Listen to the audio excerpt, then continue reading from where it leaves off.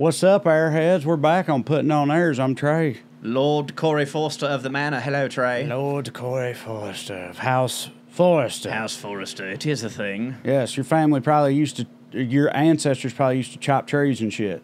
That's you probably owned a bunch of trees, Yes. cut them down. Probably had slaves to cut them down. Maybe. I would imagine. Yeah, No, it maybe. probably goes back to like England, even. Right. And over there, they had whatever their serfs. Serfs. Y'all had serfs. Yeah. Cutting Plebs down or trees. whatever. And you did the forest thing, and that's why you're forester. Yeah, I mean, I've always just assumed that. I've looked no further into it, but, like, that is how, like, you know, that's why there's so, I mean, correct me if I'm wrong, but, like, that's why there's a plethora of smiths, because blacksmith was, like, a huge job back then. In English, and probably in other places too, but I know in English back then, the last name used to just be like That's what it you was. did. Yeah. Crowder actually originated as Crowther, which was one who plays the crowth, and a crowth was like a medieval version of a guitar. Oh, so I just was don't assume banjo, but don't hold up. Well, you know, yeah, we could say that. Yeah. the pre-banjo. My people was pre-banjo players, and then I just don't hit. I don't do any of that. But well, you don't be chopping down trees. You could, furthest from it. hypothetically. I mean, I've, like, you know, when we've had farm parties and such, and, like, there had to be logs split, like, I've done that. Yeah. But it was very much not to prepare for the winter, to prepare Right. to get hammered. you Also, know. not because it was like, we need a forester. Exactly. Call court. Yeah. We've got a forest here that needs to be forested. Yeah. Somebody call a forester. Matter of fact, that I ain't would- what happened. No, matter of fact, I would say it was the exact opposite. If anyone saw me cutting up a stump, they'd be like, really? Wow. Well, yeah. What's this queer? Why's the commie? Why's the commie queer chopping the tree down? Right, exactly. Don't we have a real man here? Yeah. Did that tree say the N-word? What? But yes, this is a show where our two silly hillbilly asses talk about fancy people shit. So today on this episode, we're going to be talking about mummies. Mummies are fancy? Sure they were. You'll understand later, and we're going to have some history lessons from Professor Cho. We'll talk about the great Henry VIII. There he is right there. One of my ancestors, surely. had to be one of history's all-time greatest Chos, I think. Isn't it super funny? Because me and you have talked about Henry VIII a lot, like just in our life, and also in preparation for this. Look at that guy. In preparation for this podcast. And you have, and I'm sure we're going to get into it later, like every time you see particularly that picture, you're like, look, that's you. That must be your papa. People on Twitter I know, that's who what- don't even know, like, we're just now doing this. We haven't put any of this out. People don't know we're doing this.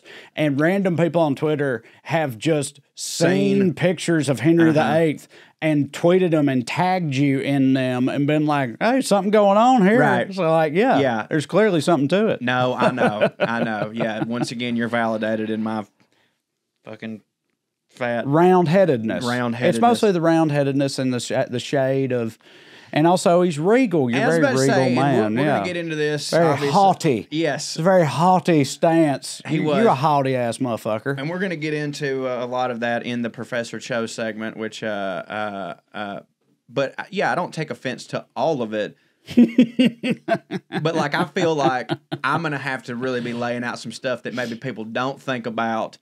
Which is why I'm like, yeah, fine, keep calling me him because he also did this, this, this, and this. And they're like, yeah, but also he ate his fat ass to death. Didn't Right, and that's all we know. Right. No, just surface level stuff. Look at you. Yeah. Yeah, very superficially is all we're saying. Yeah, right. Anything that hit about him, Yeah. we don't associate with you. No. Only the things that don't hit about him, that's where, See? what is that, him is young? Yeah, I'm See, sure. yeah, nobody And knows that. And again, we'll get into that. We will get into that. All right, so I wanted to, real quick, I want to tell you this story that I've told you before, but I've never told you good people. It has to do with what is and is not fancy, because I don't know. I'm trash. Long time trash. All my Where life we're from, trash. Fancy was a prostitute. That's right. Yeah, that was her name. Yeah, she only had one chance. Yep, and she did not let us down. Never did, never would. May have been born just pouring white trash, but Fancy was my her name. name. Oh, God, I've always... Here's your one chance, Fancy, don't let me down. All right. I'm so, hard and sad. I don't know what Fancy is. That's part of the premise of this whole show, is trying to discover that. This story, though, I'm a little dubious of whether this actually is fancy or not, but I got told that there was an element of fancy culture that I'm going to share with y'all now. So I was at a strip club in New Orleans. Fancy, as fancy as it gets, on a buddy's bachelor party. And the manager at this strip club in New Orleans was giving us a tour. You know, he was trying to sell us on the champagne room and shit, which was like $100. Little did he know. Yeah, right. I don't know if he saw just like... Do you have a High Life, Miller High Life room? Right. Do that. Yeah, if he saw some like youngish white dudes, one of them's got glasses on, and he was like, oh, these guys' dads own dealerships or whatever. He didn't know we were fucking trash, just trailer donkeys, you know. But he didn't know that, so he was trying to sell us on the whole experience. And he was taking us through and we were just like letting this, we should have just shut it down immediately. I always feel bad because I always do that shit too. And when I know at the end, I'm like, I'm going to have to say no, but like they really practice this pitch. It's one of those things where it's like you kind of realize halfway through what's happening. Yeah. And sort of realize like, oh man, I should have just shut this down to begin with. The thing happened to me the other day. This guy knocked on my door, which like since we've been in the pandemic is like, whoa, what? Like what's happening? But I go and it's this young guy and he's like, hey, I'm here in town and I have a bug service. And I was just wondering, I go, actually, I have a guy. And he goes, oh, you do? You like him? And I go, he's actually a family friend. And he goes, you got a bug guy? This is in Chickamauga, Georgia. So these are like to go fishing with? They'll bring you bugs? No. You need a bug man? No, you need somebody to bring you a bucket of bugs? Fair enough. You're right. No, I've had the same bug guy. He's my daddy's bug guy. Half of them are still alive. But like, no. It was I know. Exterminator. Yeah. And I said, just let me cut you off there. I said, he's actually a family friend. So like, that's just how that's going to be. And he you have reptiles you need to feed some bugs too? Because I could bring a bucket like the milkman, but the bug man is setting down a bucket of bugs on your front doorstep every morning. But he goes, everybody's wife's cheating on them with the bug man and shit. But he oh, my baby looks just like the bug man. Gypsy Speed Mo. Yeah. But I told him that, and I was just like, he's a family friend, which is like, so even if he didn't hit, like, that's just my guy. And he goes, you know what, man? Thank you for saying that. Like, not letting him go through the whole thing. Thank you for not wasting my time. And then, which I didn't see this before, swear to God, got on a Segway and rode off, which is the least Chickamauga shit that I've ever seen. But like, yes, I always feel bad for when they're doing that whole thing to like let them keep going. But I'm glad that you did. Do you not need a bug truck? And I'm talking about real bug men now. I'm not talking about, we were joking about, oh, they bring you bugs every month. I'm talking about like actual bug killer men. They do. I thought you need a bug truck. How you going to be a bug man on a Segway? I'm not disparaging him. He wasn't the bug man, though. Oh, he was the bug man's representative. He was like a 20-year-old kid who just is going door to door to get business for this bug man. Yeah. Yeah. He's like the bug man's pimp or whatever. Bug man must be doing all right. Sounds to me like. I mean, if his like equivalent of sign twirler has a Segway in Chickamauga. I mean, it's business must be doing pretty good. It's summer in Georgia. It's a shit ton of bugs. It is. And they need to be killed to death. But anyways, you let this man go through his pitch of the champagne room. Yeah. So this won't translate because people don't know what I'm talking about, but he was primarily talking to my buddy Porno, which already like that's his Christian name, by the way. That's his Christian name. Yes, old Porno. Which his daddy was named Smut Film. It's funny that no, his dad's name's Peanut. Actually, right. I got a buddy Peanut. Yeah, but Porno being the official representative of our group is particularly funny. Even if you don't know him, his name is Porno. But this guy was primarily talking to Porno, and he's taking us on this tour of the VIP section of the strip club and going through all these things, all these accoutrements and stuff. And the last thing he said, he goes, because it looked like a library kind of. Because books and whores, right? Yeah, of course. But he was like, the last thing he said was, he goes, and we got over 1,000 books, and they all in Russian. And Porno goes, why? And the dude said, like it was the dumbest question he'd ever been asked his entire life. He goes, because that shit's balling. And the tour was over, right? It was like that solidified for him that we were trash who couldn't afford the VIP room. Because he goes, because that shit's balling. And he walked off. He's like, I ain't wasting more time with these motherfuckers. Because that shit's balling. How long ago was this? That would have been like 2009 or 10, so 10 years ago. Yeah, because that's just like, I guess that was like the middle time of like when Russia was a good sales pitch. This was way before. Rednecks. This was way before, like, people wanted to be Russian, rather be whatever the hell they Russian say. than a Democrat or some shit like that. Yeah. But Like, yeah, because but this was way before all that for shit. years it was like Cold War, Cold War, Cold War, don't be a Red Scare. Well, and then that stopped, and then there was a brief little period there where they were like, Russian books, that's a selling point. but it's like, well, see, I mean, Russian literature is very noted, But not for to those people. I know that's why, but it's like, Which is but interesting because- so that's the thought process, I guess. It's like I would have loved to have been in the strip club board meeting when this came up, you know, or like, you know what's balling? Yeah. Tolstoy. Yeah, like, oh Dostoevsky shit, that is balling. Yeah, right. You know, because like Russian books do hit. They do. And what's funny, So- what's funny that people might not know this, there's a handful of like 5 of my friends who, if I ran across a bunch of Russian literature somebody gave to me and like I didn't have any room for it, that I'd be like, you know who this would hit for? And on that short list, porno is on that. Like, because that's DJ's shit too. Right. But like, also maybe, again, I don't know anything about what is fancy. Maybe that is balling. I think maybe it is balling. Maybe even like rappers are just like, you know, it's like, I can't fuck with titties if it ain't Dostoevsky about. Yeah. I'm supposed to make it rain to Nathaniel Hawthorne or some shit. That don't hit. That ain't balling. No. No, I'm trying to read about Anastasia Get some again. fucking Russian books in here. Yeah. I like to be surrounded by Anna Karenina. You know. Is it Dostoevsky? Is that Dostoevsky? He's definitely one of them. But that's how I say it. I believe, Dostoevsky, yeah. Dostoevsky. We're probably both butchering it, but I believe it's the same Tolstoy thing. is definitely right. It's Tolstoy, it's Dostoevsky, yeah. You know what I think of every time I hear Tolstoy? I'm not kidding, it's like a Pavlov's dog thing. Like every time someone brings up Tolstoy, I get hungry because I think they're about to say Toll House. Like cookies every time. So also hypothetically, if you're driving through New England or something or Jersey and somebody's like, "Oh, you got to go down the toll road every time." There's a toll road this way. That makes you hungry. You're like, I thought you was gonna say it was cookies. If I hear the I word, thought this route included cookies. I swear to God, if I hear the word toll, I immediately think of Toll House because, like, growing up in Georgia, the only time I would ever hear the word toll was preceded by house and cookies. Because we didn't have no fucking tolls that we paid for roads. Like, all our roads are like, that's all inclusive. What about somebody told your ass? I know people be telling other people's asses in Chickamauga. Yeah, no, I didn't get it with that. And also, they usually had cookies. You know, like, they were just, but yeah, no. But yeah, and Tolstoy, I'm like,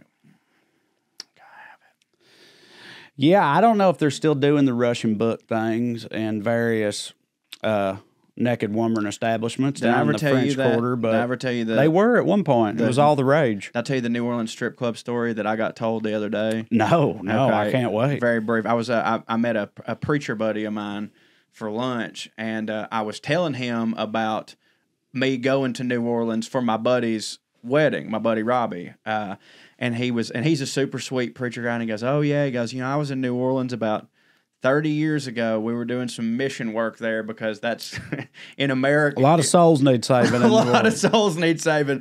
And he said that he was a young man then. He's like, we were walking down the road, and we walked up near this establishment, and there was this gentleman that came out, and he was clearly trying to pitch us on coming into his establishment. And I knew exactly what he was saying, but he was saying it right. We walked up to a whorehouse, and this pimp come out.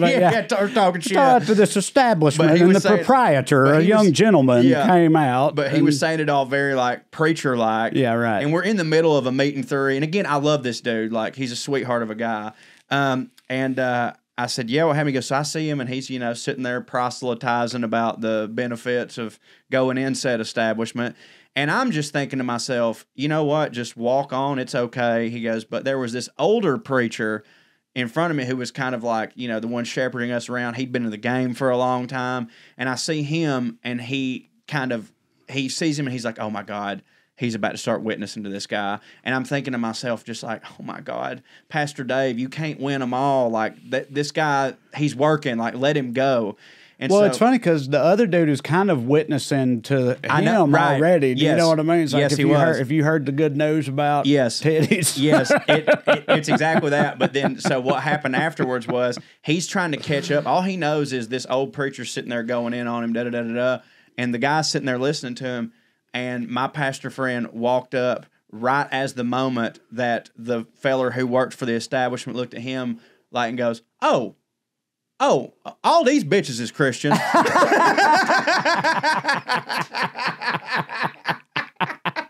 Like, they got tattoos on their neck and everything. Like,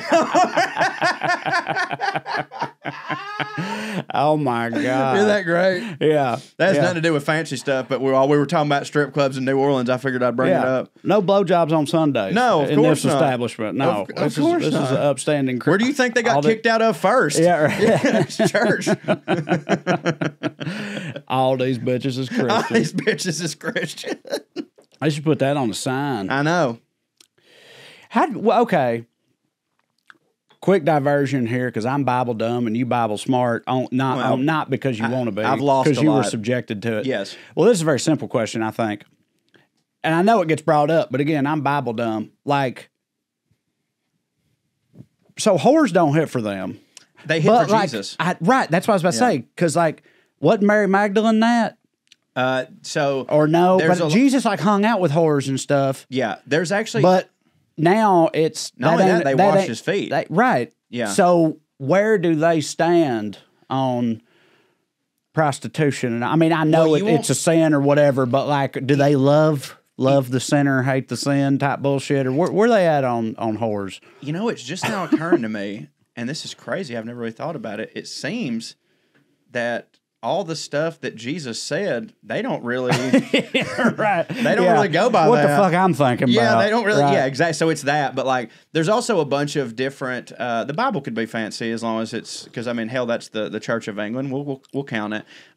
But there's a lot of Mary Magdalene was a whore and Jesus hung out with her, and there's also a lot of people that go. They say, well, there's rumors and there's people that read into it a lot and go all those 12 books that the Catholics threw out. One of them was Jesus ended up marrying her, which that goes against a lot of everybody's beliefs because they're like, no, Jesus was pure. He would have never done that. That was his thing. 33 years he didn't get married because he was married to the game, which is that's clearly where Star Wars gets that part from. Jedis aren't allowed to have relationships because you can't have your singular focus of helping the whole world if you're emotionally attached to, their words, not mine, a whore. And we've said it multiple times now. We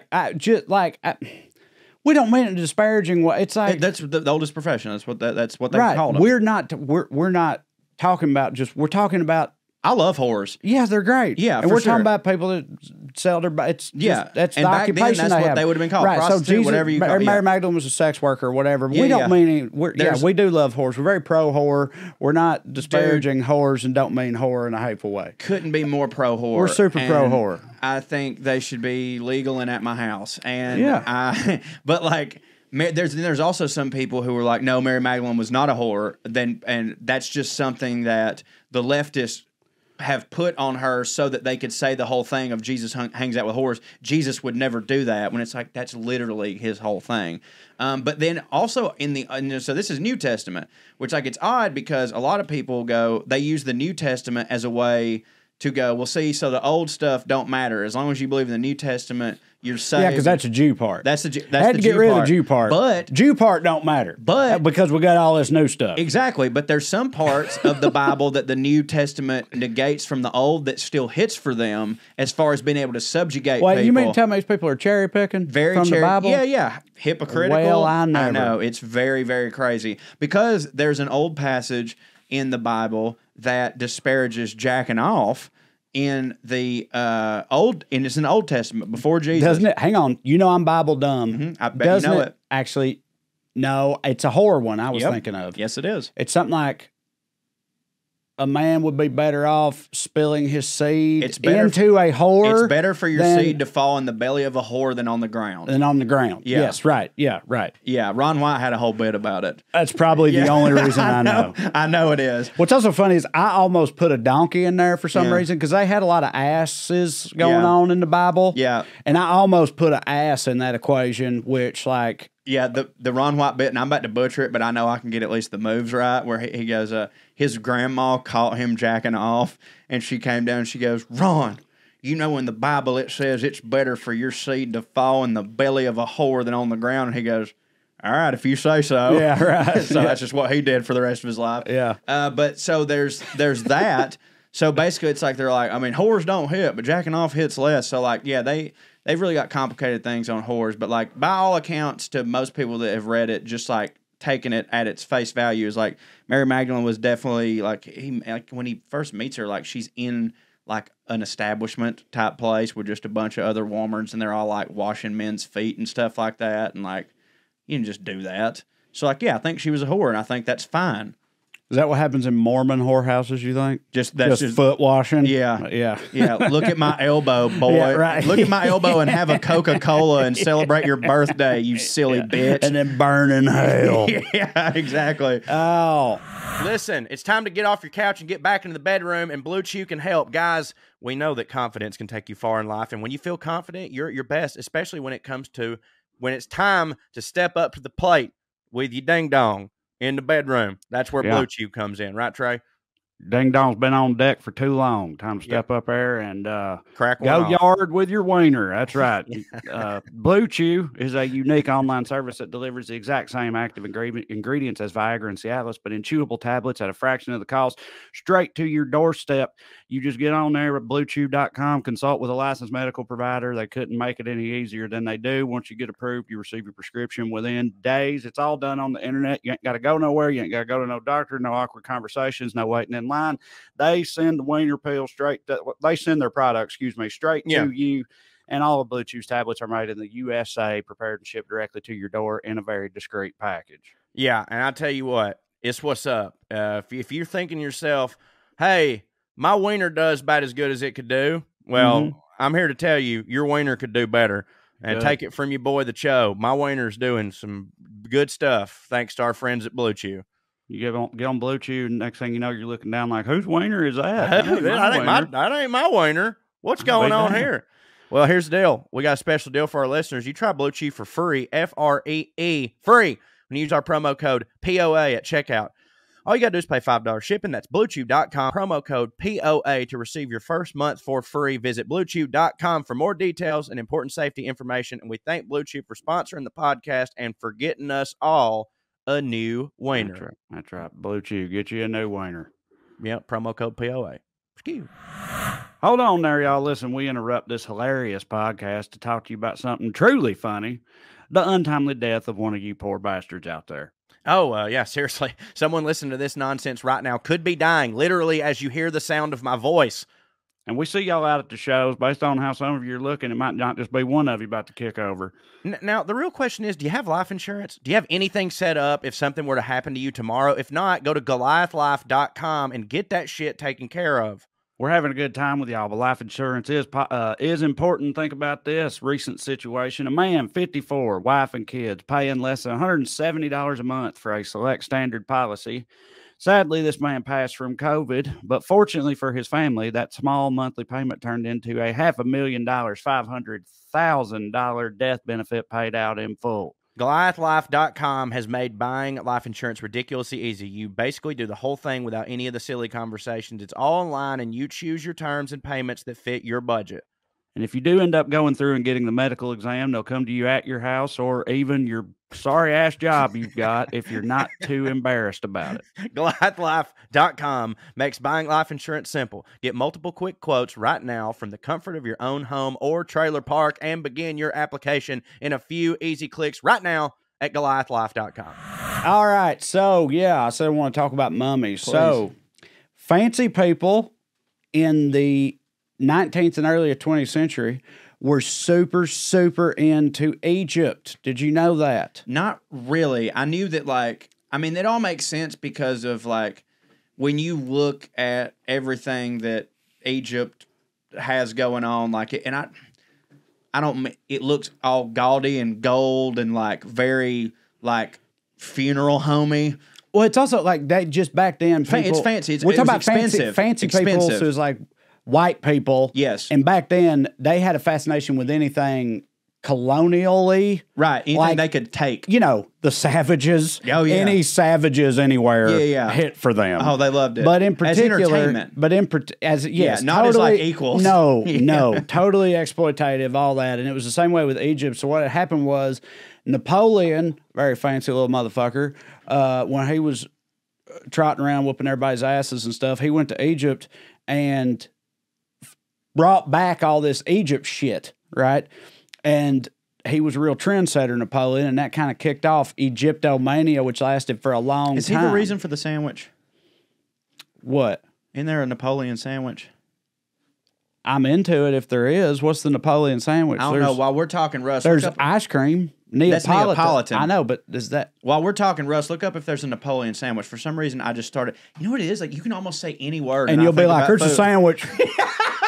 That's a sandwich. This whole house make it. And if it ain't, yeah, right. If it ain't, by God, it's about to be. Yeah, I'm going to make the sandwich right now. Anyways, go on. I'm sorry. So... fancy people got all fascinated. And then also in the early 20th century when King Tut's tomb got opened, it just kept it going. This went on for a long time. Napoleon sandwiches. Savory or sweet. So you can Napoleon sandwiches. You can do anything you want with ingredients, frozen puff pastry, and egg beaten. I'm listening. Wait, that's it? Hold on. How is that? Is that just to make the bread? It's just puff pastry and egg? That's not a sandwich. That's just bread. Oh, okay. You can fill it with whatever you want. Different spreads. Different. Okay. All right. Cottage cheese. Cottage well, cheese it doesn't sandwich. seem like. I mean, don't get me wrong. I would absolutely fucking eat almost any sandwich you put in front of me, but like. Yeah. Okay. Sorry. You know That's how all right. I am. Yeah, sandwiches. Yeah. Just fucking. Phew. Yeah, exactly. So everybody got super fascinated with all things Egypt, including and especially mummies. They started doing all this shit. It became all the rage in like upper class society, not just in England, but in America too. Just rich white people everywhere were doing anything they could with fucking mummies. They would have mummy unwrapping parties, which like... I've seen a mummy in a museum before, and it don't look like you could unwrap it to me. No. Like, it always looked like after thousands of years, it just all became the same stuff. Yeah, not like it's not like the fucking mummy from like the old Universal movies. We just wrapped in toilet paper or whatever. At least in my recollection. No, dude, because like I mean, not for nothing. Like I've passed out drunk in a hotel room and had a Grubhub receipt stick to my ass while naked in the bed, and like it didn't just come right off, and that was just me. Sleeping. So imagine thousands of years later. Of that with like I assume chemicals and stuff poured on them and shit like that. But like, also was this an exclusive? Like, nobody else does? Because when you think of mummies, you only think of Egypt. Like that was just them. That's a them thing. Oh, that's a good question. Well, did any other culture ever mummify people? Yeah, I don't know. Yeah, some of these rich people started mummifying people because of that shit. Because they were so into. Some rich people started. Yeah, they appropriated mummification. Right. They started having themselves mummified and put in tombs and shit because that hit for the pharaohs or whatever. The rich people would be like, "This is what's going to happen to me when I die." Yeah, that's always fascinating. It's also like, and if you could get some slaves to throw in there too, awesome. That would be great. Yeah. I'm not, you don't have to, but if you could find some slaves and some camels to kill and mummified, throw them in there, maybe a few cats, I would be into that. It's only my dying wish. While most individual mummies exclusively belong to one category or the other, there are examples of both types being connected to a single culture, such as those from ancient Egypt and also the Andean cultures of South America. But South America didn't hit for them back then. It was all about Egypt. They didn't just unwrap them. They did all kinds of shit with them, dude. They were grinding mummies up and putting the mummy dust into like lipsticks and shit. Yes, they would take it for like fucking, sexual potency or whatever, just snorting mummies or whatever and putting it into lipsticks. It's like, oh, girl, is that mummy Dick Brown? Mummy Dick Brown is in this season. That's my niece's favorite crayon. But everybody loves Mummy Dick Brown, and that's not even a joke. I'm adding the word dick, but Mummy Brown was one of the most popular and sought after paint pigments ever. They still make Mummy Brown, but it isn't made out of actual ground up mummies anymore. Now it's like synthesized.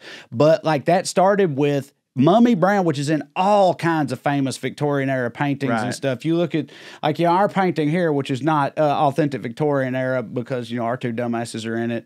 But like you see this shit down here, wherever roughly, that would be Mummy like back Brown. in that day, that would have been like Mummy Brown or this dog. This dog is Mummy Dick Brown, and it's Mummy Dick Brown dog, and it was just ground up mummies mixed with like oil or whatever into a pigment, and dude. Everybody, they started running out of mummy. It was such a hot trade that people started like digging up regular dead people and trying to turn them into mummies in the short term. They tried to fake mummies. They started using the animals and shit from over there. They'd use mummified cats because, you know, cats hit for them real hard. Hold on, though. When you say mummified cats, like, okay. They mummified the cats, too. It wasn't just the slaves. Oh, okay. All right.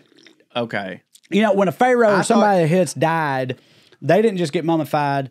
They also had to have everything that hit for them also had to be murdered and then mummified so that they would have those things in the afterlife. So their fucking horses or camels or whatever and their slaves and their cats would be killed and mummified and put in there with them so they would be able to hit with those things when they're hanging out with Amun-Ra and whoever else. Okay, I guess that here's where my confusion is. You keep saying mummify them.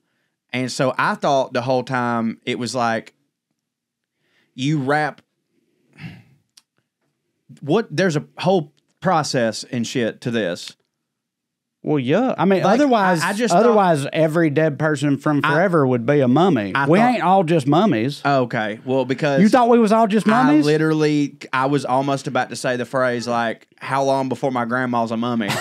Like, you thought it was just really old, like dead people that were dead for a certain amount of time became mummies? And like we normally just keep our shit underground, but they would let theirs breathe. Yeah, you take a dead person, put it in a pyramid. Yeah. Boom, mummy. Add 1,000 years, you got a mummy. Because I was about to say, like, I found some like really old cats that had been dead for a while, like in a bag, like in my yard. And like I would say, like, yeah, I mean, that's what I would consider a mummified cat. But like also nothing to write home about, and certainly nothing that I would also framed a party around. Yeah, framed a party around and been like, let's grind that motherfucker up and paint by colors with it. No, so listen, I'm not a mummy doctor, but like they did this whole thing. They would remove all their organs, put the organs in jars and stuff, and it wasn't that's good. It wasn't just it was like an early version of embalming, I think. It wasn't just like fucking Egyptian toilet paper they were wrapping them up in. They had certain chemicals, which I didn't know were chemical, whatever, potions, you know. Because along the line of those potions, like earlier you said that they would like grind up mummy stuff and like snort it or like put it in tonics for like sexual potency. Do you think there's any at all even pseudoscience to that? Or if they just went, or if they were just like, I mean, someone had to pick up a mushroom for the first time and eat it and see if it was good. So, like, why not? We'll just see.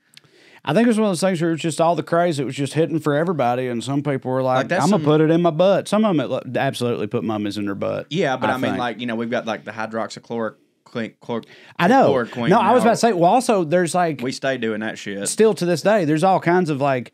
There's a whole, like, poaching industry in the world that were like endangered animals and stuff. No. Like, God damn it! Where endangered animals are sought after because people think that like a tiger's dick, if you eat tiger dick soup, now you've got a tiger's dick, which apparently would hit for people, or whatever. Like that shit still goes on today. So like, you know, but there was no actual science to it. It was just people thinking, oh, these mummies hit. They were all mystical and all that sand magic. That's just so funny. You know?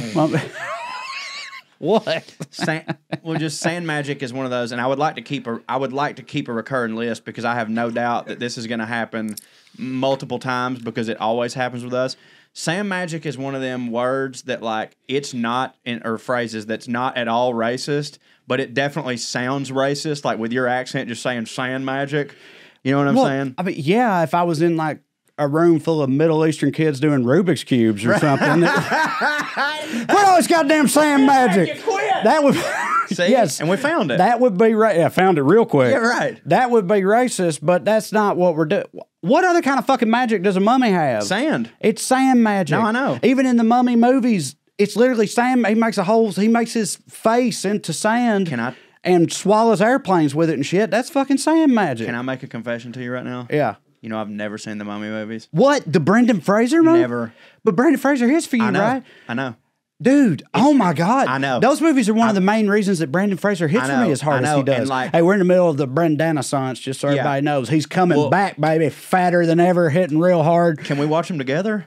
Dude, they're awesome. I'm sure that they are. I say they're... The first one's The first Mummy is fucking That awesome. actually is what the Mummy Returns is really goddamn good, and then the Scorpion King don't. But that's actually what particularly started hit. The Rock on his The Scorpion rise King. to- He was the Scorpion King Right. in the Mummy 3. Yeah, Right, Or he right. might have even been in the Mummy 2. The first one kicks major ass, and Yeah. the second I don't one's know really why I've good. never seen Dude, them. they're so good. But man. I know. I mean, I've never once thought that you were bullshitting, but it's one of those things that you talk about them a lot. yeah, Now- movies in for me. So I know that they hit because I trust your taste, Yeah. especially as it pertains to like mummies and stuff. But like you just like Yeah. you just that dude, you know, Yeah. for mummies. But like it's one of those things like you've talked about so much, and I know I should have seen them that I just keep being like, yeah. But I've never been comfortable admitting to you. But I've had a couple of these. I've had a couple of these Panama City teas, which is what we call White Claw coming out of one of these. But yeah, I've never seen them, but I kind of feel like I need to, and then we can talk about them on another episode. Yeah, absolutely. No, we should totally do that. But yeah, the whole like again, just to like, dude, the way Britain, not just Britain, but just all of the white world, Yeah. and not that we still ain't that way, but just how overtly just Dominating and exploitative No, no, and no, shit. no, Where for they sure. would just go places, they just dig up their Yeah. kings and Yeah. rub them on their dicks and Yes. shit. No, I know. And like it was nothing. No, I know. And just like paraded in front of everybody, and no one had any problem. I mean, I'm sure the Egyptians had problems with it, but like, Of course, but what are they gonna do? right? Yeah, But exactly. I But it think was about- just so bold. I think about shit like that all the time as it pertains to like, you know, like Britain and America, and because America is also another country where, you know, our reputation is like we just kind of do whatever it is the fuck we want to whoever it is the fuck we want. But like, son, I mean, like When it comes to Britain, every head must bow, every tongue must profess. Because, like, Absolutely. our They examples- were the G's. and like as far as our military and shit goes, it's like, yeah, dude. I mean, I don't know, but that's just how war be and stuff like that. But like as a country, like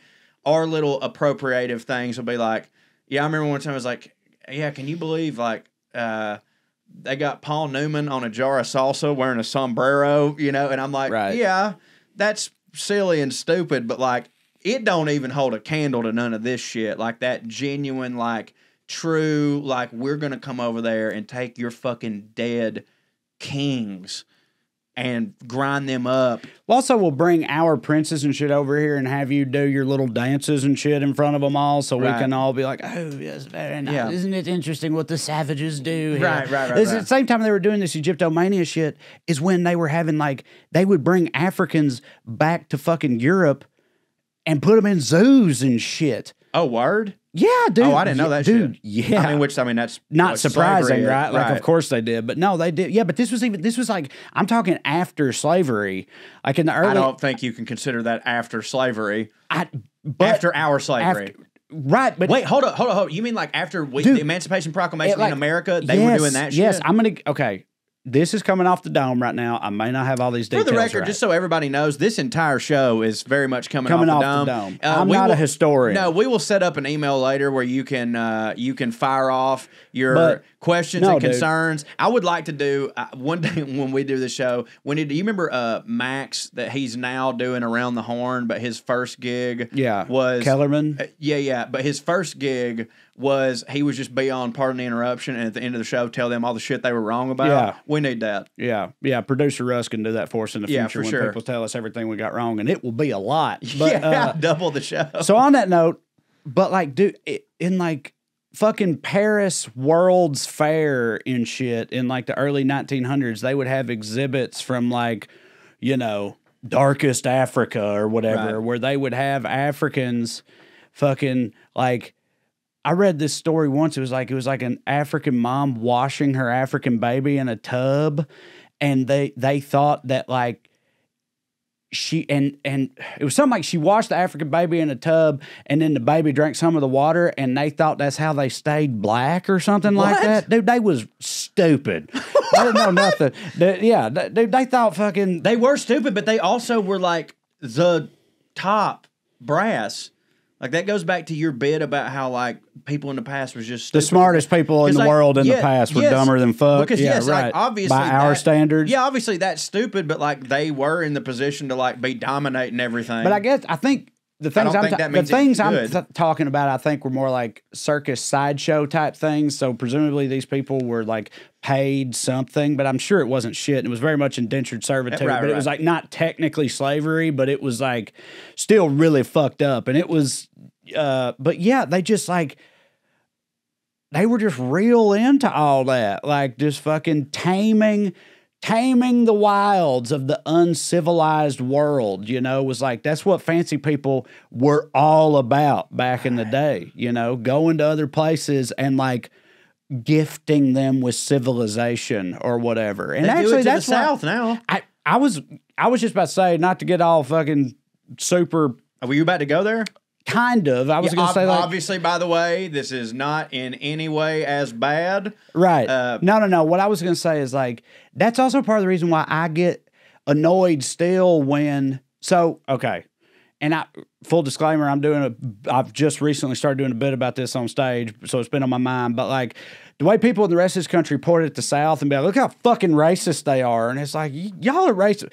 Yeah, we are, but y'all are racist too. Right. The rest of the white world, Europe and them, they do the same thing with America. Like, America, I can't believe how fucking racist Americans are. And that just really pisses me off because it's like, I ain't trying to hear that shit from the goddamn colonials. Yeah. Like, the people, y'all invented Y'all it. have a part in your bit all where this it's shit. like the kid when his parents come in and ask him where he got Right. he's smoking No, weed. it's like, You're we "I learned it from you." we learned it from Yeah. you, Dad, because Yeah. it's like all the shit that got us started down that path. Yeah. Genocide of the Native Americans and chattel slavery in this country. Yeah, it's all horrific, it's all real, and it deserves to be acknowledged and taught and all that. But like, Don't y'all y'all act like y'all are the ones who did. We weren't even us yet. Right. We were still y'all when all that started. Right. Y'all came over here, became us, and then did all like that. we weren't yet the melting pot. Like y'all are the ones who invented all of that. Right.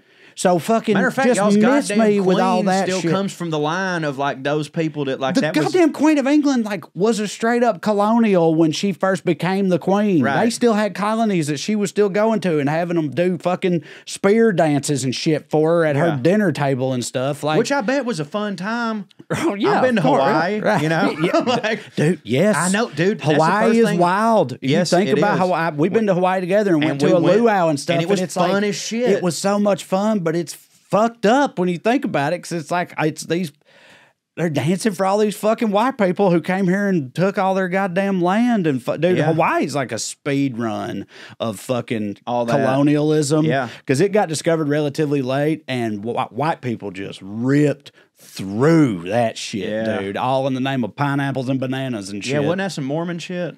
I don't know. I'm sure they were there, but it was like Dole, the Dole Fruit Company Yeah, I was think still he's a hitting real Mormon. hard. Maybe you're Yeah, I right. I think don't so. know that, but either way, anyway, whatever. That shit's real sad and fucked up. Well, you're gonna have that. You are gonna have that. Talking about fancy people. Yeah, right. Listen, nothing's don't- fancier than subjugating fucking the less fortunate. Well, that's But the thing. Like, you don't just get to be fancy. No, you got to yeah. murder everybody else. Yeah, like there's plenty of fancy people now that never did any of that stuff. But like, if you go back to how did y'all get all this fancy money to begin with? Like, yeah, there's a lot of that colonialism shit, which is utterly fascinating. Yeah. Mummies. Mummies, baby. Well, I don't know what else I really have to say about mummies other than it's just wild to me that mummies were like a fad for a very long time, especially, again, considering the origin of them. It's like this ancient and venerable culture. They're, which you get, hell, all them pharaohs had slaves and shit too. Right. You know what I mean? It's like, dude, it's slaves all the way down. You go through human history. Oh, yeah. And it's just so slavey. For sure. Everybody, everywhere. But anyway, yeah, just the way it was turned into these Egypt was like one of the first great civilizations, and it getting turned into these like fucking British party favors and stuff and lipstick colors and shit like that is just, it's just so raven, as we say. Yeah, it's of white people in general. Insanely raven. With these mummies, like, are they like more preserved in that way than like just our people are in like some? Yes. Okay, so like that's the whole thing with it. I Right. mean, that's like the Did they- was it- fascination. did they Which think- again, if you've seen mummies in fucking museums and stuff, you're like, I'm not too impressed with how preserved that looks. But when you consider, it's if you not just a skeleton. if you just buried a corpse and left it there for fucking 4,000 years or whatever. Yeah. Versus someone who was mummified and left Right. there for 4,000 years. It's a massive difference. Right, which proves how stupid I was to think that my grandma was Would be a mummy soon, Yeah. yeah. Like I thought I was quarter mummy On your granny's on side. my granny's side, and Yeah.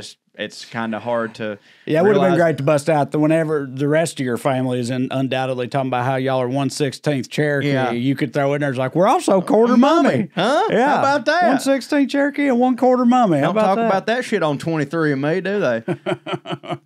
Oh, no, but that's really all I'd say about mummies. Thought it was wild, but It is wild.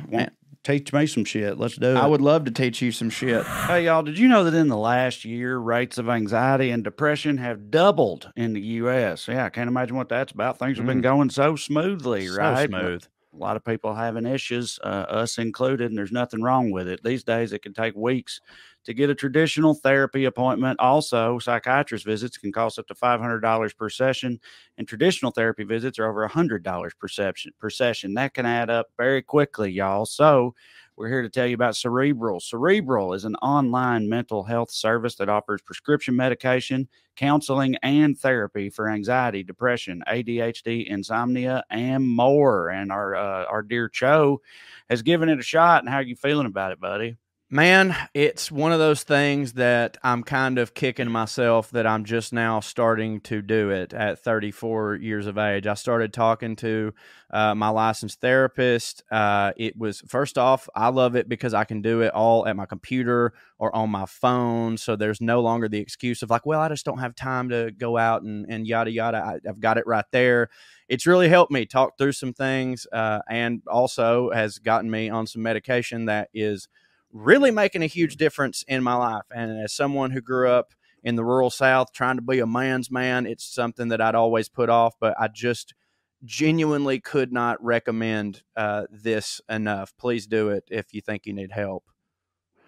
Yeah, it's a great service. It's one of the few services that provides prescription medication online through a licensed provider and ships that medication straight to your door so you can skip the pharmacy entirely. They've also got their own mobile app, and with the Cerebral mobile app, it's like having your personal care team with you wherever you go. You can message them at any time and access self-care resources.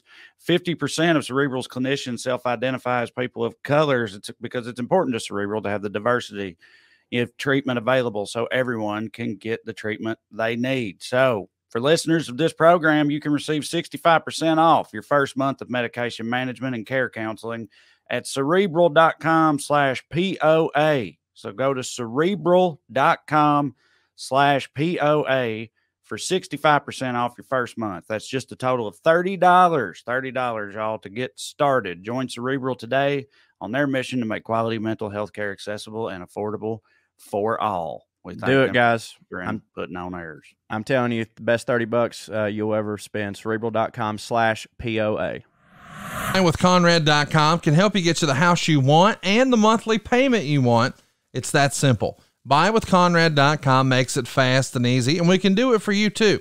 You don't need perfect credit to do this, and you may not even need a down payment, but you need to buy a house.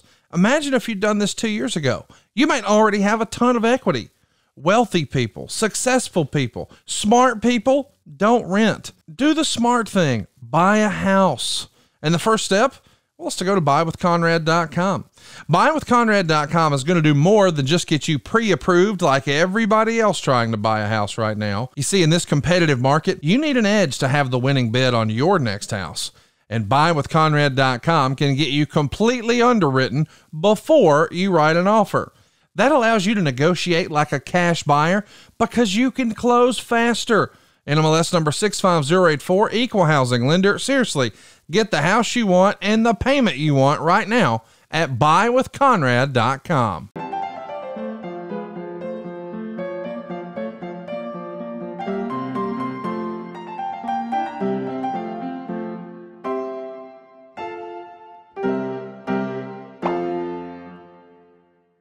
History with Professor Cho. We've called you Cho multiple times and realized that if we have new people watching right now, and we hope we do, they may not know what Cho means. You are Cho. I am Cho. Cho is an acronym. CHO stands for Chief hitting officer. Yes. And hitting is, I believe we explained on at another point, just doing stuff that hits. Doing stuff that hits, and I always like to. Which, if people don't know what stuff that hits means or what hit means, I always like to give people this, which I think kind of sums it up.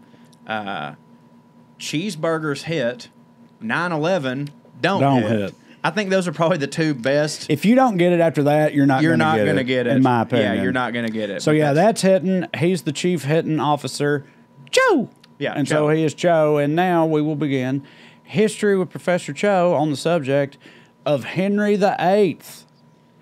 That is true. Henry VIII, who... Yes, again, right here. Yeah, we've that got guy. him immortalized up here. Yeah, and Henry VIII is kind of a guy who, when you think of what a king is nowadays... Absolutely. Like, he's probably the very first one that comes to anybody's mind, I think. He is, and he's also just like...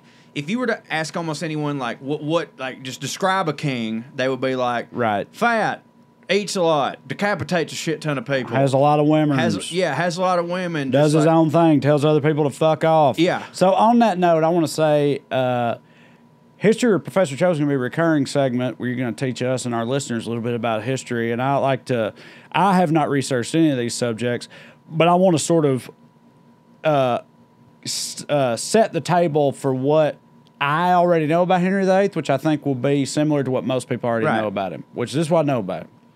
Big fat drunk. Yep. Had a whole bunch of women's. Yep. Killed a lot of them. Not all of them, but killed a lot of them. Divorced some other ones, which did not hit for the church at the time. In fact, the church, which was the Holy Roman Catholic Church there in Rome, Pope of Rome, on his bullshit, tried to say you can't do none of that. So Henry VIII said, well, I'm going to go start my own church with blackjack and hookers, as the Futurama reference goes. Yes. And that's why the Church of England exists. They split off from the Roman Church just so he could have all his different women's and kill them when he wants to and stuff. And in order to do that, they made the Church of England, which is still the official state Church of England to this day. And again, big fat dumb drunk. Not dumb. I shouldn't say dumb. I don't know. But big fat. Yeah. Anyway, we'll get into that. That's all I know about him. So take it away. And yes, that is actually very accurate. The Church of England that we know today, the one that we as a country broke away from, is how it is because of this son of a bitch here. Now, to go back a little bit further, Henry VIII, like we said, like the character of Robert Baratheon was very, very, very much based on your Henry VIII type dude. As king, he got fat, he porked a bunch of whores, just yada, yada, yada. always drunk on wine with a turkey leg, hollering at a big banquet table. Yes, and again, we always think that, like, yeah, that's what a king is. And like it, but it, not that before Henry VIII, kings didn't just kind of be able to do exactly what it was that they wanted, but like they still like held themselves to a little bit more of a noble standard or whatever, and like kind of played between the rules, like how you see like Queen Elizabeth don't play that shit. Like everything is completely designed. We wear this for this and blah blah blah blah blah. This guy didn't, and a lot of that is probably because he was never destined to be king.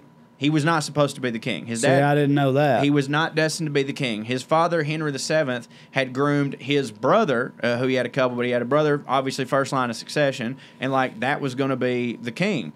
So wait a minute. His dad was Henry VII. Yeah. But Henry VIII was... Did he become Henry VIII when he became the king? Was that not his regular name? You know what? Because like if Henry VII had multiple kids and named one of them Henry VIII, but that wasn't the heir, that's wild. I think with them... that seems to portend something. It is, and I don't have my notes in front of me, but like... You know, Elizabeth, like Queen Elizabeth, just decided, "Hey, Elizabeth's my name. Henry is a title. The name Henry VIII. Henry's like a title. Like his dad was not born. Right. His dad was not born Henry. All right, okay. It's just that, like George, like King George, like and, his name was not. And popes do that. Popes do that. Right. Do that. Like, yeah, okay. Like King George, his birth name was not George, but when you become king. You got to have a king name. It's like having a rap name. I swear to God, I was going to say, like, Tupac's name was not Tupac. I think his name was Tupac. He just made 2 into the number 2. Well, I'll be goddamn. You know what the fuck I'm saying. That. Yes, I do. Yeah, you got to have a rap name. Yeah, Notorious B.I.G. was his king name. Yeah, right. But, like, that's how it goes. But, like, no, his his older brother was supposed to be the king. And when that's the case, like his father, who exclusively the only reason this man had children was to keep the dynasty up, which like I don't think that was like, that's what any king does. Yeah, right? but like I would say that like some kings at least kind of love their kids, maybe, I don't know, but like his was strictly like the only reason I'm doing this is to further my dynasty. I get the impression that so those are some of the fanciest people on planet Earth, kings and queens and stuff, and I get the impression that like raising children is like peasant shit. Yes, exactly. So I don't think any of them really do that. They have peasants raise their children for them, and then later when they're adults, they can do stuff that hits. But like kids don't hit for them. Well, that's I don't true, think. and I think that like there's a bunch of rich people even in today's society, like the Kardashians. Same like, thing, nannies. But and I do shit. believe that like as a parent, you still have a love for your child that's just You'd hope natural. so, yes. But apparently this motherfucker did not have none of that shit. Like it was all for like, I'm having you so that I can have Spain. You know what I'm saying? And but not to get too fucking weird and daddy-ish about it, but to me, because I have 2 sons, I feel like who would never be king. If you we trash. No, king of the trash heap. But I feel like if you don't, to me, the reason I can't understand these people is like if you don't care enough to actually be around them, then I don't know how you could have that like parental. It's weird to me that the things feel mutually exclusive to me. That you could feel this really strong parental love for your kid, like, but also be like, I ain't raising them though. Right. Fucking Esmeralda's gonna raise them. But I do still love them. Like to me, I can't. But I'm not a fucking royal. Well, you know? Henry VII very much did do that with his eldest son, but because he was grooming him to be the king. So he's grooming him to be the king. So a lot of the stuff that we know now about Henry VIII, if you really want to boil it down psychologically and Freudian or whatever, is sort of like he wasn't an only child, but he very much lived as an only child because he was never really around his brother because his brother was off getting groomed to be the king. And there's like you can see that in The Crown. Like Margaret and Elizabeth like had their own separate lives, and even when they were together, it was very much a different Which, thing. not for nothing, that seems to me like that would be the job. That's like being an NFL backup quarterback. Yes. You don't have to get your brain smushed, and you can still make millions of dollars just to stand there and hold a clipboard. You still got to know how to throw the ball. Right. Well, you had to know how to fucking eat a fish properly, I would imagine. But I'm saying not having all that pressure on your shoulders, but still being a member of the royal family, that seems like that would be what's up to me.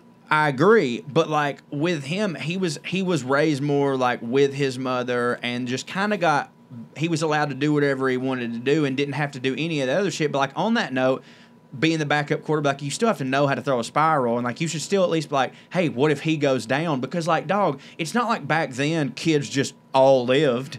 You know what I'm saying? So you're saying they didn't do that? No, they didn't. And like, because I agree with you. You would think that he would have to know how to throw a spiral. But no. So he doesn't do any of that shit. He's raised by his mom. He's allowed to kind of do whatever the fuck it is that he wants to do.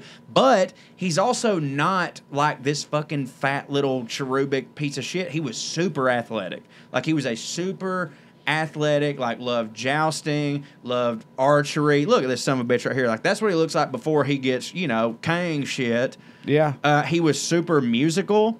Like at that time, he actually had like compositions, like I won't say recorded, but that were like played by symphonies and stuff like that. There was a rumor that he wrote. What? We're just talking about rap names and shit, and he's dropping mixtapes and stuff. He was. Like, y'all heard that new Henry VIII? No, he was though. Like he genuinely was doing that shit, and like that's kind of like how like like the Rockefellers, like, oh, they were all into industry, but like then their kids don't have to ever do shit, so they can get into the arts and do all that stuff. Right. He was doing all that stuff, but he wasn't like a little fuck shit. Like he wasn't like Joffrey that was running around just like stabbing whores for no reason. Like he was, by all accounts, a good-natured little loving boy who was just like, hey, I'm rich and I can yada yada yada yada do all this stuff. And then his brother did the fancy people equivalent of plucking a goose in the mud and coughing himself to death, which was just the coughing himself to death part. Yeah. And then Henry is just kind of thrown in the game, like backup quarterback, but hasn't been taking reps even a little bit, So Henry. How old was he when that happened? You know what? I actually can't remember. But like an adult. He was an adult, and the thing about that is that like his dad hadn't just died, so like he was still king. So like there was still time to like go over all this stuff, but like he had been raised not only not set up to be king, but like very much as a mama's boy, which like back then was like not the thing. Like he wasn't someone who was like I don't know, manly. Like he just hung out with a bunch of rich bitches all the time, and did his thing. So when this dude eventually gets to be king, again, he's not immediately the fat drunken slob that we all know him to be, but they do have to marry him off. You know, they're like, you've got to get with someone, and it has to be someone. It can't just be someone you love, because like that's not real. No, you know what I mean. So they had to like love's for peasants. Yeah, they had to like strategically figure out like, okay, what's the princess of what country that if we can hook you up with, we can like dominate or whatever. Which I believe the first, and I could be wrong, Professor Russ, please tell me if I am, was Catherine of Aragon, who he gets with, and then he's with her for a while, and then they are porking a lot because, you know, that's what you do. Like, I don't really love you, but we have to have children in order to further this dynasty. And she wasn't able to have a boy. Yeah, and she wasn't able to have a boy. I think at first she wasn't able to have kids at all, but like she kept. What the fuck was her problem? I know, dude. Did she not know the deal? I know. Come on, just have a boy. Lean your left leg back and stare up or whatever it is that the hippies do, and have a goddamn man so that they can be king. But she wasn't able to do that, which like now we know, like scientifically, and he got super furious with her. As if, again, like it's so ridiculous to think that they can just like be like especially given the stakes of it. Yeah, like the idea that it's like, why won't you just have a goddamn boy? What's your fucking problem? How stubborn is this woman? Yeah, exactly. She just won't have a goddamn boy when you know she knows we might cut her fucking head off if she don't. But they just rolled with that. But they were just like. Almost nothing. Well, nothing could be the king's fault, and damn sure nothing could be almost a man's fault during that time. But but the king, especially because like the king was anointed by God, right? Exactly. So literally anything he did was had to perfect. Be something wrong. Had with to be her. someone else. Exactly. Yeah, right. So, and we know now scientifically that like the sex of the baby male determined by the man. Determined by the man. So really, it was which still it's not the man's. The man doesn't make a choice. Yeah, but biologically, it's the man who does it. Yeah, I'm not saying that Henry VIII should have been buried for that either, but like he definitely shouldn't have been talking some shit. So there you go, Catherine of Aragon. It says she was demoted for bearing no son. But here's the deal: when we say demoted in this regard, so you're also looking at a time where. Yes, the king has to have a boy in order for the dynasty to continue. That has to happen. But also, it has to be from his wife. It can't just be from one of his goddamn concubines. But also, he can't get a divorce. Like, that's not allowed because of the Pope. Because at this time... the Lord. Right. At this time, the church was the one that ruled all this stuff. So he actually went and, like, petitioned the church. He was like, look, I hear you on this whole divorce thing, but like she ain't having a boy, so like we got to do something. And he was like, the Pope was just like, there's nothing to do. I mean, you can't get a divorce. That's our laws, you idiot. And then probably what sets him on the path to become what we know as the Robert Baratheon archetype and the turkey leg king. Is the first? It's like the movie. It's like the movie The Invention of Lying with Ricky Gervais. Like when he lies for the first time and then realizes, I can just do this. I can just do this, and this will get me anything. He just goes, oh well, fuck the church. I'll just do my own goddamn thing because I'm the king. It's not like the Pope has an army. So which like. The rationale for that and everything is obviously super fucked up, but the act itself really hits for me. You know what I mean? It was because, like, why the Pope just gets to tell every king of every country what to do because of the fucking Lord or whatever? Yeah. No, that ain't it. No, in hindsight, in hindsight, it's like, really, it took you this long to just be like, fuck you, I'm doing my own thing? That said, though... They thought they'd be smote if they didn't listen to the Pope, you know? We brought a little bit of, back when we were talking about mummies and colonialism and stuff like that, and like the zoo type nature of the South, but like, I mean, there is a little bit of that in like modern day politics where like Billy Graham had a lot of power. Yeah. Over not necessarily the president when he was the president, but him getting elected president, like for sure. Yeah. You know, like the Southern Baptist Convention and the GOP kind of had that backdoor handshake, like right after Reagan and the Bush administration, that was basically just like, hey, we will come out and tell everybody that they're going to hell if they don't vote for you, so long as you uphold these laws that kind of make it to where like the Ten Commandments is gospel for Everybody. over the Constitution. Yeah. So like it kind of makes a little bit of sense, but again, we're not actually kings. Henry VIII he has constituents, I guess, but like they don't fucking vote on that shit. Like he just is the king. You have examples of the French Revolution where like, yeah, if enough of them rise off, they can cut a motherfucker's head off, but like that very rarely happened. And the reason it very rarely happened, especially for a guy like this, is like he was loved. He was genuinely loved as a king. Like when he got, like, they didn't really like his daddy because he was a very, no nonsense type of fucking dude. But like they grew up looking at, he's like Prince Harry nowadays. Genuinely was how this guy was viewed. He was a young, athletic guy who like actually cared about people. Like he did like charitable work. He played fucking the harp and shit like that. So like they go into this going like, oh my God, like look at this guy. This guy's great. So when he decides, I want to get a divorce, fuck the church, I'm sure everybody was just like, yeah, whatever. Well, Catherine of Aragon, the way that works was like, the way that you know Henry VIII's wives, he had 6, and the rhyming scheme they come up with to help you remember who they were and what happened to them was as followed. Divorced, beheaded, died, divorced, beheaded, survived. So divorce was your first one, and he put her up in a tower. A tower? Yeah, of course. Yeah. Had to be a tower. He put her up in a tower. Couldn't find a dragon to guard the tower, unfortunately, but still had a tower. He put her up in a tower and, like, fed her, and, like, she had riches and stuff like that, but, like, he kept all visitors from her. Like, you weren't allowed to just go, like, say hey to her. And their worry was that, like, I don't know how they like massaged all this shit to the press, but there was something with Spain, if I remember correctly, that they were like, yeah, if she has any visitors, she's gonna start flapping her gums about all this other bullshit, and like we're gonna go to war. You know what I mean? So Henry ends up getting with his second wife, I believe, Anne Boleyn, who Anne Boleyn had actually been like, see, look, man, I remember a bunch of stuff.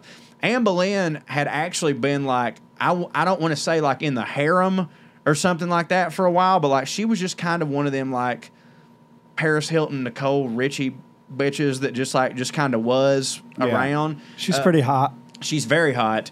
And I remember like I know her sister like had a relationship with the king or something like that. And back then, for the record, one of the king's like mistresses, that was a job. Like that wasn't like his first wife, like Catherine of Aragon, wouldn't have been like been kept in the dark about that shit, or like I can't believe that you had a mistress. Like the mistress had health benefits. She had like a title. She had her own fucking place. Like that was an actual job that was like applied for. And Anne Boleyn was one of these people. Now before he leaves Catherine and gets with Anne Boleyn, like he had a very flirty relationship with her, and he would write her like poems and stuff. And he was like, the only way I can describe it is like one of these fucking incels on Twitter or whatever that just like keep messaging all these like OnlyFans girls. Like he would just write her poems about her titties and stuff, but like they didn't hit. Like he was way better at music than he was like the lyrics. You know what I mean? Like he was like he needed a Bernie Taupin to his Elton John. Yeah, but he's still the king though. So it didn't matter, right? But he used to. I remember there was one point where like when he was married, he wanted to like bang her real bad because he thought, oh, she's fertile. Look at them big heaving breasts. And she would like let him suck on her titties and stuff, but like it would go no further. You know what I mean? Like he would just like run through, suck on her titties, and she'd be like, wild. She'd be like, that's all you get, because she was like playing hard to get. You know what I'm saying? Yeah, with the king, which I cannot believe that worked, frankly. I know. I can't believe the king didn't just, claim that land, if you know what I'm saying. You would think that anyone that played hard to get with the king would get their head cut off. And funny you say that. Yeah. Anne Boleyn, yada, yada, yada. Anne Boleyn also is having some trouble conceiving. And also, she just stops hitting for him. But he didn't want to just be like, meh, fuck this, and be the guy who got divorced twice. So he Yeah. He didn't want that bad of a look. Right, yeah. That would be bad PR. That would be bad PR. To get 2 divorces. Yeah. So he had You're going to have to figure out something else. So he had his right-hand man, Mr. Thomas Cromwell, which if you've never seen the show, Wolf Hall on Masterpiece Classic, it's absolutely tremendous. I can't remember the guy who plays him. It's Mark Rylance. Mark, and he fucking destroys, and it's great. And that's I'll probably talk about him later in detail, but he was kind of his like Roger Stone, I guess, would be probably like a modern day, although way more like, I mean, I won't say like a better person, like he was still like aiding people getting beheaded, but like he meant weller somehow. But yeah, he gets him to run this whole campaign against Anne Boleyn, that she had been porking her brother and cheating on the king, which again, the king can have as many mistresses as he wants, but like obviously his wife can't cheat. So he ends up beheading Anne Boleyn. Then he gets married to, I can't remember this one, but I know that we've gone divorced, beheaded, and now died. He gets married to a lady who she ends up getting like they say cancer, but we know he put some of these away. She died after giving birth to the male heir. That's what it was. She actually got the job done, but then she left it all on the field. You know? Go out on top, dude. Yeah. Wasn't nothing left to do after that. You was going to get your fucking head chopped off or some such. So, yeah, you might as well just call it. Yeah. Pop a boy out there, go see the Lord. For sure. So, during all this time, again, and we talked about Henry VIII had gone from, like, genuinely being, like, a very beloved man. But, you know, you get a couple divorces, you behead a couple wives, it's going to put a toll on you. You know, so he starts getting super... By the way, it says days after.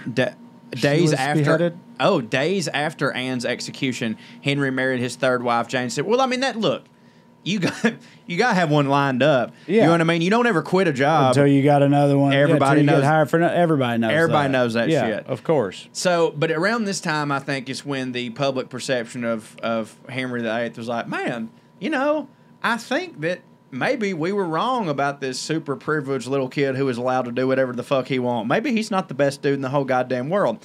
He, at this point, stops being very, very athletically built, and it's another parallel between me and him. He got gout at a very, very, very early age. Yeah. How's that happen, Joe?